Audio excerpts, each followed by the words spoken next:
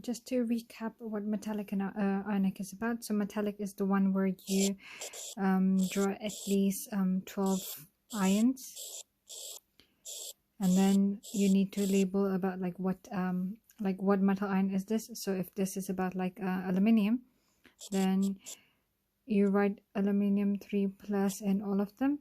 Okay, so you write Al and then 3+ inside all of the circles, and you draw electrons around the structure. They are your delocalized electrons. Okay, in ionic, like let's say we want to draw KCl. Okay, so KCl, so K is in group 1. That looks like an X, doesn't it? So K is in group 1. So you expect it to have 1 electron, but it's going to lose that electron, right? So let me draw it here. No, let's do it properly. So we have 1 electron there. That is chlorine. You got 1, 2.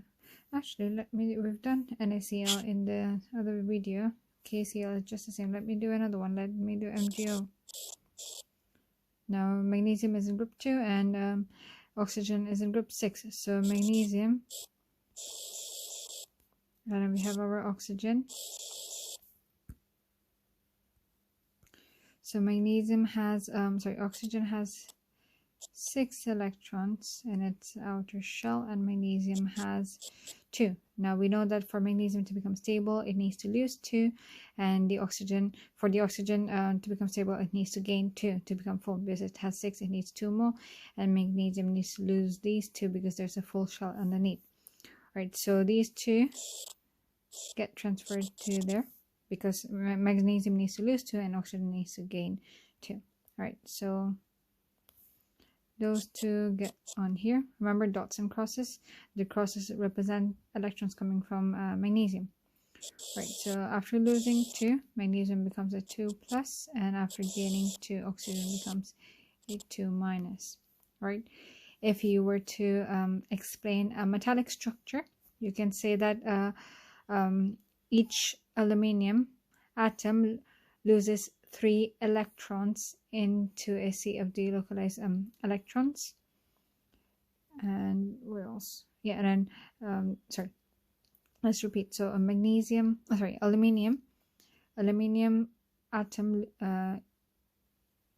atom loses 3. Each aluminium atom loses 3 electrons to the sea of delocalized electrons in the structure to form an aluminium 3+ ion, metal ion. Okay, it is, I know, and I hope it doesn't sound confusing. So I'm talking about the atom losing 3 electrons to form a positive ion itself.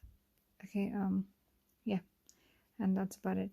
In magnesium oxide, you make 2 points for the metal and you make 2 points for the oxygen. So each magnesium atom loses 2 electrons to form a positively charged metal magnesium ion, and it's a magnesium 2+ ion. Okay, and then for oxygen, each oxygen atom gains 2 electrons to form a negatively charged oxide ion. It's a 2- ion. Right, so that's about drawing and explaining the structures. Properties. So properties, we know that metallic structure have high melting point and high boiling point, and it's the same for ionic structures as well. Okay, and I forgot about the structure. Metallic are also giant. It's not I'm not sure if it comes, I don't remember if it comes under properties or where, but or I think it's a describing structure. I don't remember, but you need to know that it's a giant lattice, and so is ionic. Okay, let me not write it here because I'm not sure where it should be. Okay, so they're both giant. Okay, so giant, I think it's better here. Sorry for the confusion. Giant lattice, and so is this one. This one is also a giant lattice. So in bonding, they all are giant lattice, metallic, ionic, and giant covalent structures in covalent. The only things that are not giant are small covalent structures in covalent bonding. Okay, I wanted to actually make this video with covalent bonding as well, but I just finished metallic and ionic, and I wanted to just recap and show you the similarities between them. Right, so they both have a high melting point, high boiling point, and it's the same reason why for both of them. So it's because of strong electrostatic forces of attraction between the opposite ions. Okay, in metallic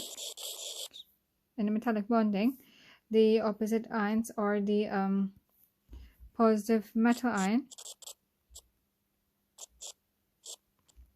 and the negative electrons. Okay, well, it's negatively charged electrons. Okay, but in ionic structures, the opposite charges are the positive metal ion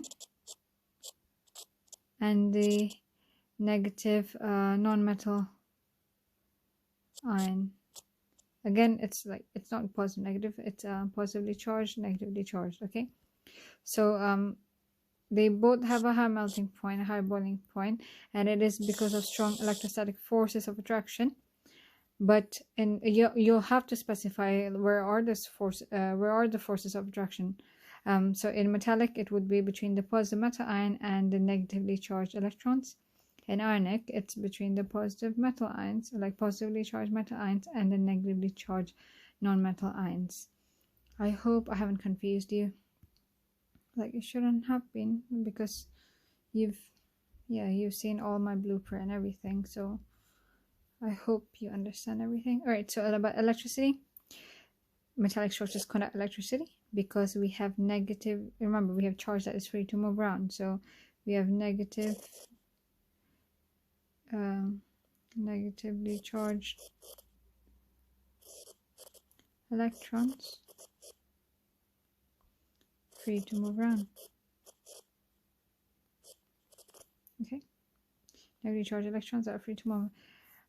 Ionic is special because in solid state it does not, but it does in molten or aqueous state, because charge, let me see, ions not free to move, and here we have positive and negative ions free to move. Okay, and remember, ionic structures, you deal with them in electrolysis, and that's all because of this, because you have positively charged ions and negatively charged ions that are free to move around. Right, so that was a summary to some metallic and ionic structures. There was one last example I wanted to go through, like, not example, well, example as well, but I wanted to go through something. So, you know, Na, so this is like kind of like, I don't know, naming compounds or naming formula. But let's say if you have sodium chloride, okay, so you know sodium is Na, and you have chloride comes from chlorine, so that's Cl. You know that alone, okay, let me write them separately. So alone, you know, if you want them stable, they form ions. So sodium will be a positive ion and chloride will be a negative ion. Right? How do we name compounds? It's like the crisscross method. So that goes here, that goes here. Now they're both ones, right? So positive one, negative one. So that means you end up having, for one sodium ion, you have one chloride ion. Okay, the reason why I'm going through this is because of this example. Let's say you want to write a formula for magnesium chloride. So you have Mg. Now you know that, okay, you have chlorine as well. Now, magnesium atom is not stable because it has 2 electrons in its outer shell. So when it gets involved in bonding, it will have a 2+ charge. So chlorine will have a -1 charge. Okay. Now crisscross. So you have MgCl 2. That means for each magnesium you have 2 chloride ions with it. Okay, so what that means as an ionic structure is that, remember, you have magnesium, chlorine, chlorine. So 7 electrons in our shell. 1, 2, 3, 4, 5. Can't even count, can I? Okay, so 7, that one.